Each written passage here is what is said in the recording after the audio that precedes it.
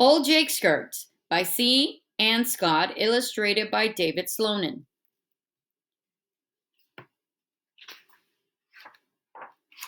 To the fine students of Willow Creek Elementary, happy reading. All the best. C. Ann Scott.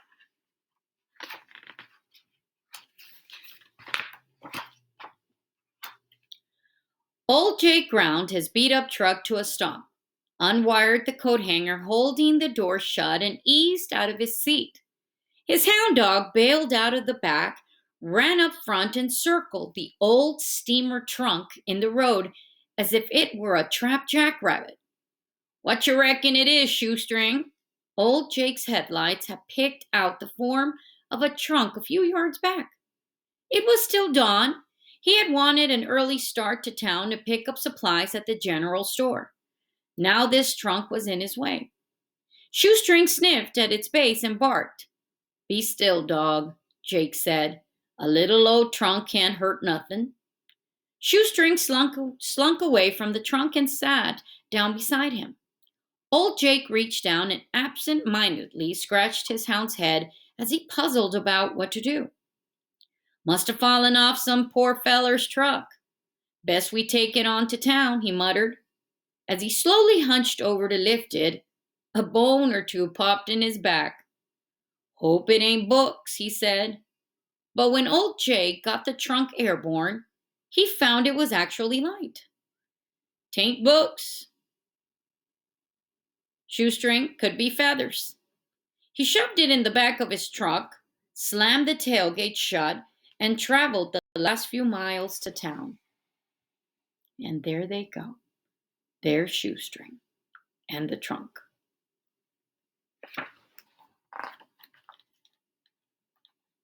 "Mercy, Jake, what have you been feeding Shoestring? That dog's grown near 10 foot since I last seen him." "Ain't grown none," old Jake replied in a gravely voice. Old Jake was Ebe Sweeney's first customer that morning.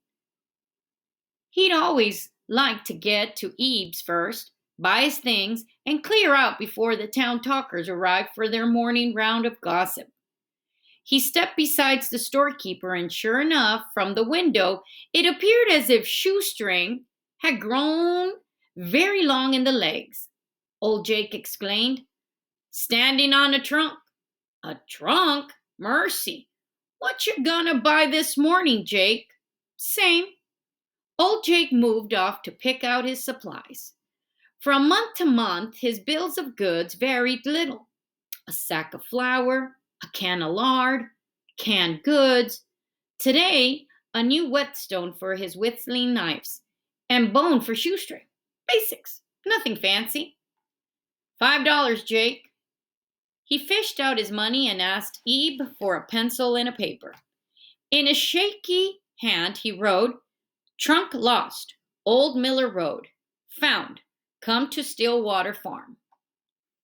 He handed it to Ebe and asked him to post it in the bulletin board. "What's in the trunk?" Ebe asked. "Don't know." Old Jake met the morning regulars coming in as he was going. "Set with us a spell, Jake," they offered. "Can't. Gotta get on."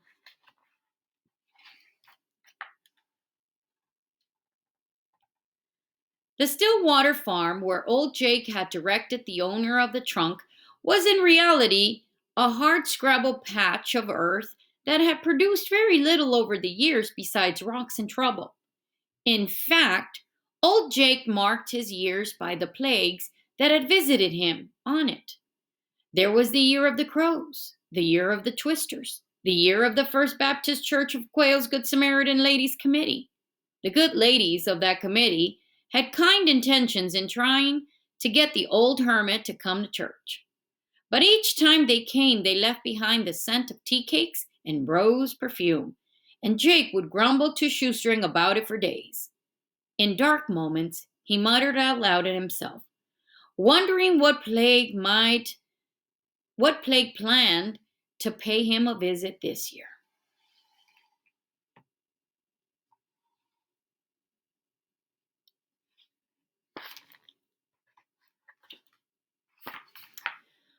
Old Jake quickly got the trunk.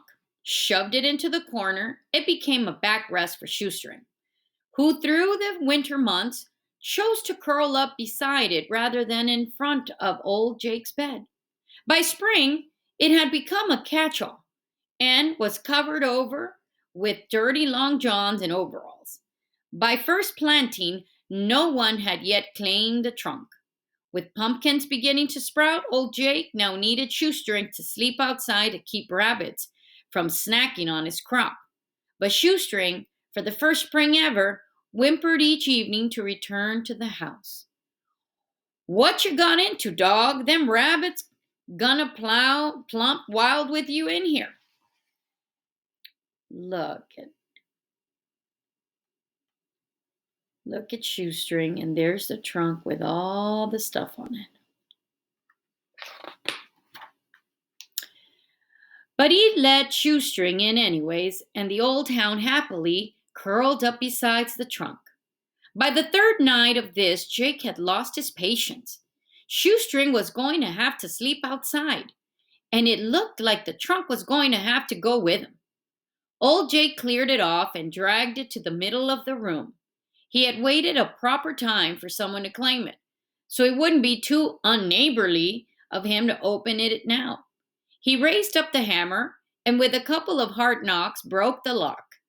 He lifted the lid slowly, almost reverently, like a young boy discovering a pirate chest of gold.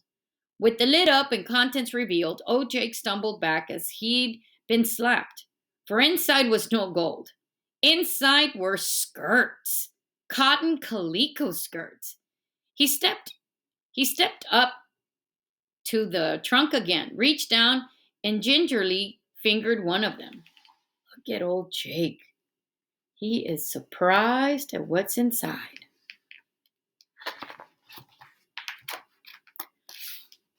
"Well, I'll be Shoestring," was all he could say, scratching his head at the same time. He scratched his head so long he finally scratched up an unpleasant thought. And it was this thought that made him slam the trunk shut, shove it back to the corner, and sit on it. A dark superstition had hatched inside of him. Perhaps in opening the trunk he had set loose a host of mischievous spirits. He was, after all, a believer in plagues. For a fourth night, Shoestring slept curled up against the trunk. The next morning, a soft spring rain came, as gentle as them skirts. He remarked to Shoestring, remembering how soft the calico cloth had felt beneath his rough hands. By noon, the rain had turned wicked and wild. Puddling grew into rivers. Lightning bolts scratched the earth, and once again old Jake alone battled it out with his plague. He was sure this would be the year of the storms.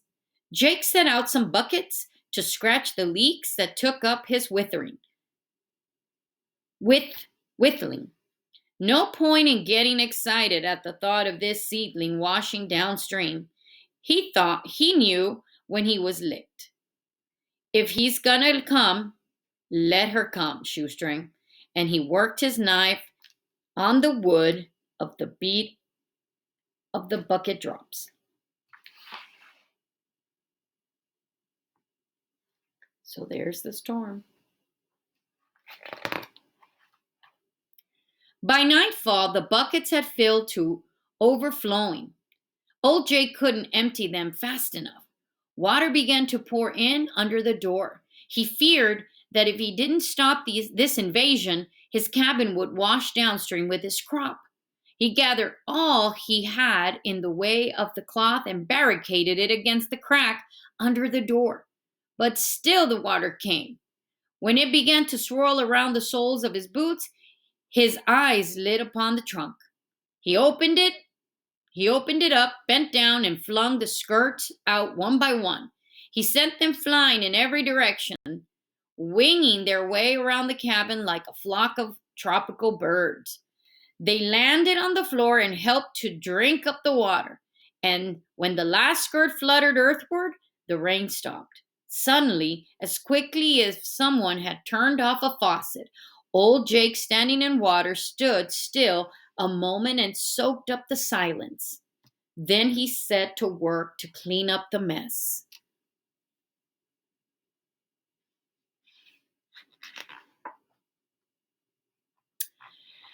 Come daybreak, old Jake was up to his elbow in soap suds.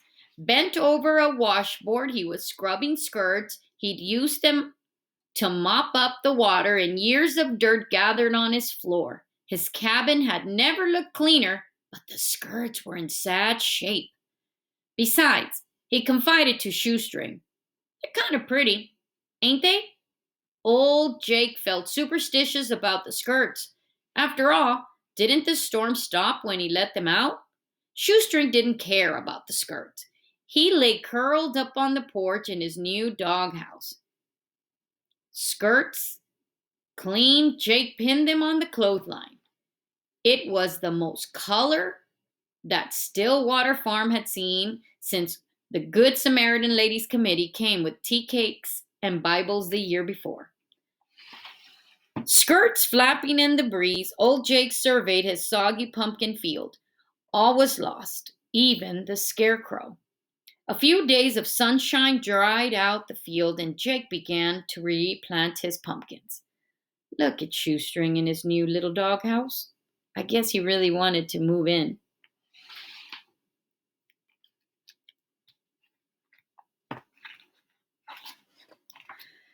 The night after the last seed was planted, old Jake put down his whittling knife and picked up scissors, needle, and thread.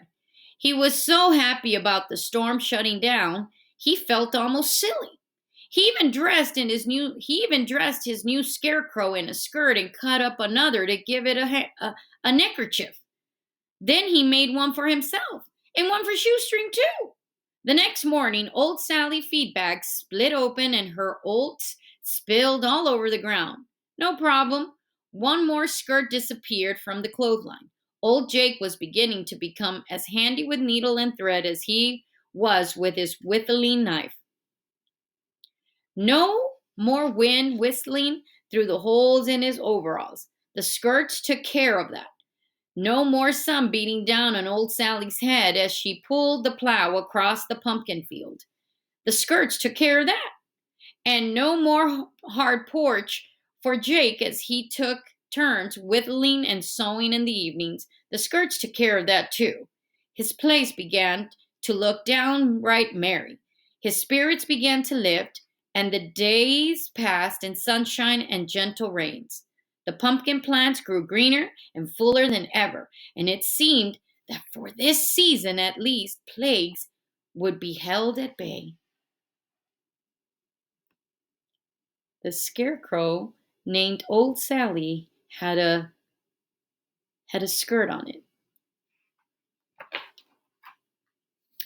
Old Jake didn't even grumble much when he saw the First Baptist Church of Quail's Good Samaritan Ladies Committee bumping up his road. He sat down his whittling and stepped to the edge of the porch. The plump lady with the big smile and big roses on her dress led the procession. "Morning, Mr. Jake," she said, almost sang, chipper as a songbird. "Fine crop you have growing there." Old Jake felt a smile of pride creeping up to his lips. He coughed instead. The good Samaritans, a bit nervous about being there, cleared their throats in response. A gentle chorus of set up. Old Jake stood there and waited for other words. The lady with the big smile and the big roses on her dress noticed the 3 skirts flapping on the line. "Why, I must say, your farm is positively pretty this spring. Is there a Mrs. Jake now?" Old Jake didn't say. Look at them coming.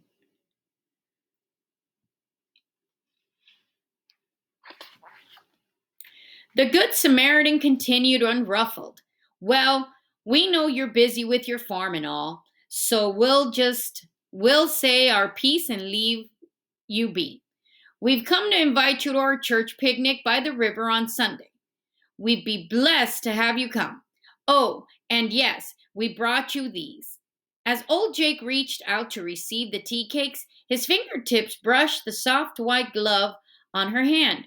Much obliged, he muttered, feeling as awkward in his speech as a newborn calf on its legs. A soft breeze set up a scent of rose perfume. Heretofore swirling around the ladies, now settled into his whiskers. That sweetness, the tea cakes, the company of kind folks, the sunshine, the day, the greenness of good fortune, all for a moment unfolded in his heart as would a tender flower.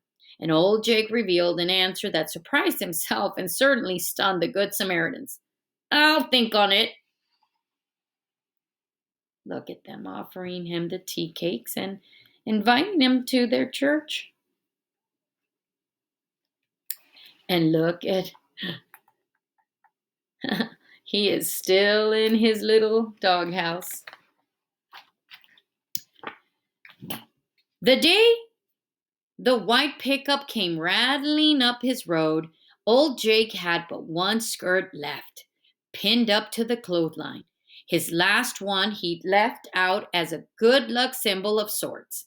He liked to look up from his whittling from time to time to watch it flap in the autumn breeze. Old Jake stood with Shoestring beside him, absent-mindedly scratching his faithful hound's head as the man and young tow-headed girl climbed out of the truck. They approached the cabin, the girl following shyly behind the man. At one point, the girl tugged at the man's coat, whispered something in his ear, and pointed to the skirt on the clothesline. "Morning," the man said, his hat in his hand. "My name's Otis Brown, and this here's my daughter, Sarah.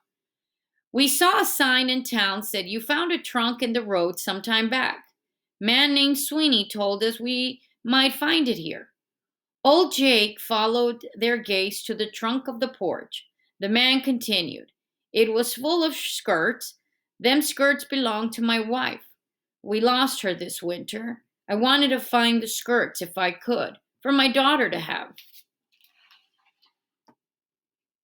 Here they are. Look at the big pumpkins. The little girl came out from behind her father now and stood beside him, holding his hand. She scuffed the toe of her shoe in the dirt. She sneaked a glance at the hermit, then dropped her gaze to the ground again. It was old Jake's turn to talk now, something he wasn't used to doing and didn't particularly like. But what could he say? He'd used up all the skirts but one. He didn't manage, however, to put together more words in one stretch than he'd put together all that year. It was me found the trunk. "Mighty sorry about that," he said, looking at it. "Shoestring was curled up inside. Didn't think no one was coming for it. Used the skirts to help out around the place. Mighty sorry. Only got the one left," he said, turning towards the clothesline. Troubled by the girl's loss and what he had nothing to give, he scratched his head, hoping for the thought to tell him what to do. The young girl quietly came to stand beside him. It was a comfort to old Jake, and thus for the first time they stood together, alone with their own thoughts and the gentle breeze that caught at the skirt. He walked back, stooped his tall frame down, and held the skirt out, an offering to the little girl. She quietly received it.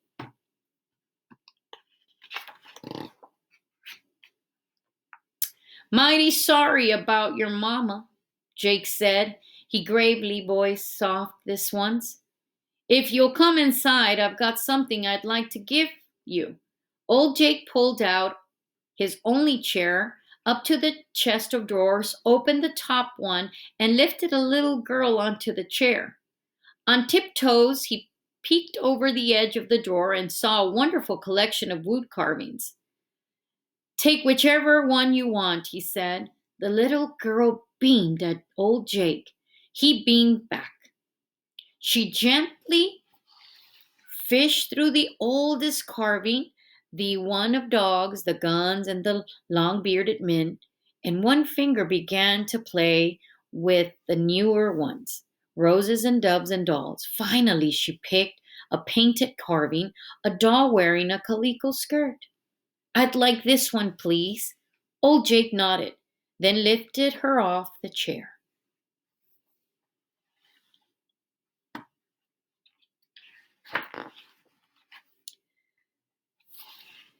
That year, old Jake was blessed. He reaped the bountiful harvest. As he turned out, no plague visited him, and he remembered it as the year of the skirts. With each passing year, nature smiled upon him more, treated him more kindly, and he stored away memories of plagues along with other unhappy memories. Old Jake never saw the little girl again, but sometimes wondered about her. Wondered if she still had the doll and still liked it. How she was getting along without a mama, and if by now she had another one. And had the little girl paint old Jake a visit a later days, she might not have found him holed up in Stillwater Farm. He may still instead have found him at Ebe Sweeney's store, sitting among the circle of morning talkers, not talking much, mind you, but listening and whittling. Or she may even have spotted him on a rare Sunday sitting on the back pew of the First Baptist Church of Quail, his gravely voice sending an occasion hymn to heaven. Does look a lot happier now. Look at him. The end. So this is C. Ann Scott. She began writing for children while living and teaching on the West Texas Plains. It was there she encountered the inspiration for the character of Old Jake. Her work with street children in Fort Worth and her teaching days at Cal Farley's Boys Ranch in the Texas Panhandle moved her to write for children. Although she was published numerous newspaper and magazine articles, her preferred audience is children. A self-described literary activist, she strongly believes that the power of written word can open hearts and minds to greater understanding and awareness. C. Ann Scott graduated summa cum laude from Texas Christian University, earning a bachelor's degree in English and history. Old Jake Skirts is her first children's book and the fruit of her long-held dream. She hopes to make many more books for children. Presently, she teaches, writes, and lives with her son Benjamin in a small Texas town. And who is the illustrator? Well, it's David Slonin. He earned a bachelor's in fine arts degree in illustration from Rhode Island School of Design in 1988. He creates artwork for a diverse range of clients, including advertising for IBM, UPS, and TGIF Fridays, book covers for Disney Press, Scholastic, and pocketbooks, magazine illustrations for Reader's Digest, Money, and Sports Illustrated, and character designs for Tony's Frozen Pizza. David lives in the Midwest with his wife, his high school sweetheart, and 3 sons. In his spare time, he enjoys fine arts, painting outdoors, long bike rides through the cornfields and pastures near his home, and writing stories, poems, and silly songs for his kids. Pretty neat book. Thank you for listening.